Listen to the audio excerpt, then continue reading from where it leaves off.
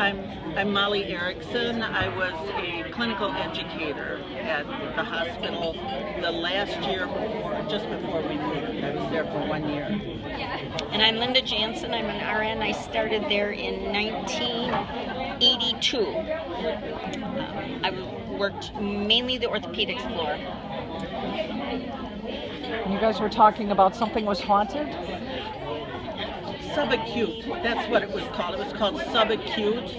And so after the patients were like in a rehab situation, they would be transferred to the subacute area. And that area, many of the nuns had stayed in there. I don't know if they lived there or what it was. Yeah, they had a little chapel up there and everything. But patients or visitors would say, I saw a nun down the hallway and in whole garb, but there were no nuns in the building anymore, you know, and so it was always like doo doo doo doo, and then you'd go into a room. There was locked doors where we used for storage, and everybody was afraid to go into the area where the chapel and whatever was because they were scared. It was too isolated and scary back there for fear there'd be a nun back there. And there wasn't anymore. Yeah. My husband would tell me stories. My husband is Al Jansen, and he worked since he was in 16. He had started in the dietarian housekeeping, and then he was in the maintenance department, and then he had left to go to the West Bank clinics.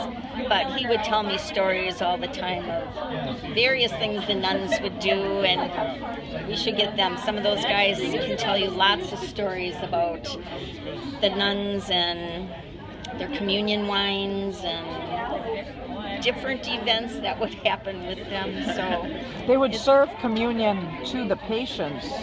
I don't know. I didn't, the nuns, there was only, I think, one nun there when I started working, and then she retired, and they were living on the floor there. There were only 2 of them left. So they did offer, I think every morning they announced Catholic Communion or something. Around. Every morning they would announce Catholic Communion will be in effect. Yeah. There's so many stories, but it's just sometimes you're like things we used to, just practical jokes we'd try and play on each other. The story about, and it's probably in the paper somewhere, about the prisoner that Karen Hufall was taking care of, and there was a female police officer there with the patient, and the patient overpowered the female guard, took her gun. Did you get this story? Thomas Ball. Yeah, yes. so you got it. And yeah. he was shooting, Karen jumped on him and tried to stop him. He ran out tore naked. His gown off. He ran out naked and went across the street and stole the car and made it to Cedarburg. Yep. Yeah. Got him in Cedarburg. That was like, and then they gave us lessons on.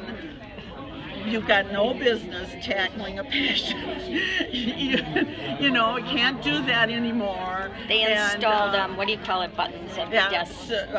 Safety buttons. So if you hit the button, it automatically told the police we were in trouble.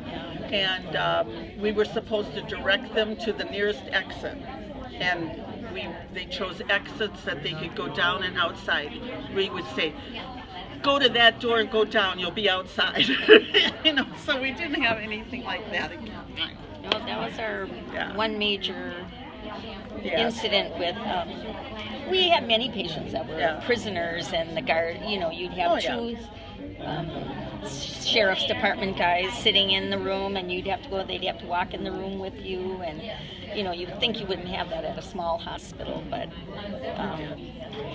we had a nice isolation room with a big window, so the police officer could be on that side, and we could put the patient in there, and they could have direct observation of them all the time, but not be in the room with them. That worked out really well.